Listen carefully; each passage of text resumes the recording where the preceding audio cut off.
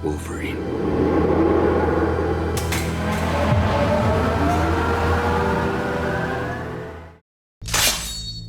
Wolverine. The character has one of the more interesting backstories of any comic book character.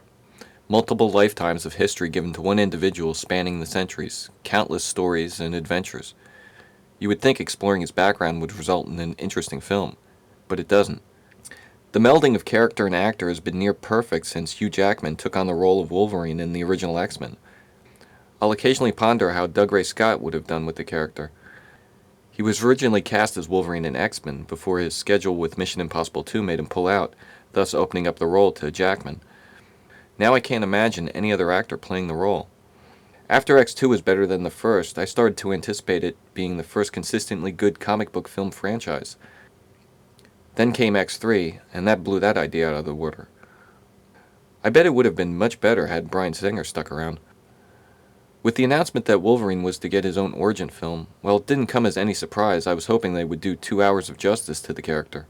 He's an interesting enough character that I think he could carry his own film no problem. So what happened? I still recall the silhouetted shot of Jackman in the fight cage in the original X-Men. It's a great moment that captures the mystery to this guy and makes you wonder, what's his story? The more we learn about him in this film, the less interesting he becomes. What's presented here doesn't make his story any more absorbing as what we learned and saw about the experiments that made him indestructible in the previous films. One of the most interesting aspects to Wolverine, being ageless through a century, isn't examined. The original Highlander explored the idea of being immortal much better. The most time it's given is over the credits, seeing him fight through the series of big wars. A friend asked me, why does Wolverine fight in all the American wars if he's Canadian? The best answer I could come up with is he just wanted to see some action and came to the States to find it. Any Wolverine fans know the real answer? The film becomes a hey there's outing. Hey there's Blob. Hey there's Gambit. Hey there's Agent Zero. Characters pop in and out throughout the film. It might be fun for comic fans to see them, but do they really contribute much to the overall story, or are they just there to set up their own spin-offs and sell action figures? Most of the introductions just feel forced. If they eliminated this chorus line of cameos and focused more on the main characters, I think the overall story would have benefited. The film doesn't touch on the theme of the minority of mutants trying to gain acceptance and live their lives unnoticed in the world, a theme which made the previous films much more compelling and helped gain sympathy for the characters.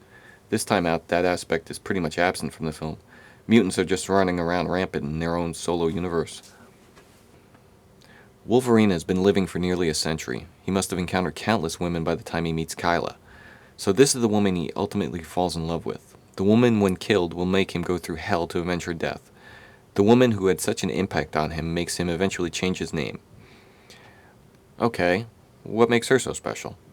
Her character is given about as much attention as all the comic book character cameos throughout the film. She isn't that powerful a catalyst for this epic journey he's about to put himself through. I guess just because she's hot, that's supposed to be enough and we have to accept it. Liv Schreiber's Sabretooth is more animal than human, and would have been a worthwhile adversary for Jackman, had they stayed focused on the clash of the two characters. These two are carrying a lot of history with each other, literally. They only had each other, who they were close to and could rely on for a century. So when Wolverine is betrayed and seeks revenge, it isn't as epic a battle as it should have been. Their history and camaraderie between the two is set up pretty hastily. A scene with them as kids and a quick montage amounts to the only thing we see these two experience together. Once again, just because they're brothers, we're expected to just accept that there's a close bond there. If the film had spent more time setting up the relationship between them, Sabretooth's betrayal would have been much more powerful and would have garnered more sympathy for Wolverine from us. As it stands, things just happen just because they needed to, in order to get Wolverine to agree to undergo the experiment. Stryker sets out to kill Wolverine, dispatching his military troops and other mutants who inevitably fail and become mincemeat. Wolverine seems unstoppable, until it is revealed if Stryker shoots him with adamantium bullets, that will definitely slow him down and probably erase his memory. Why they didn't just try using the gun from the start seems illogical. Of course, by them saving it until the end, it allows the film to indulge in some action scenes. I know it can be said it's just supposed to be a fun action movie, but that doesn't mean it can't be a smart one. Was anyone surprised when the nicest elderly farming couple you've ever seen, who willingly takes in this naked stranger, feeds him, and gives him their dead son's clothes, was there any doubt they weren't going to survive? In fact, for an action film, not one action scene stood out. They're mostly Hollywood by the numbers, a CGI heavy celebration. The dialogue is pretty crappy too. I can't think of any memorable lines worth quoting from it. Hugh Jackman is still good as Wolverine. Over the course of 4 films, he's really made the part his own. It's been announced the Wolverine sequel is in the works, along with a Deadpool spin-off.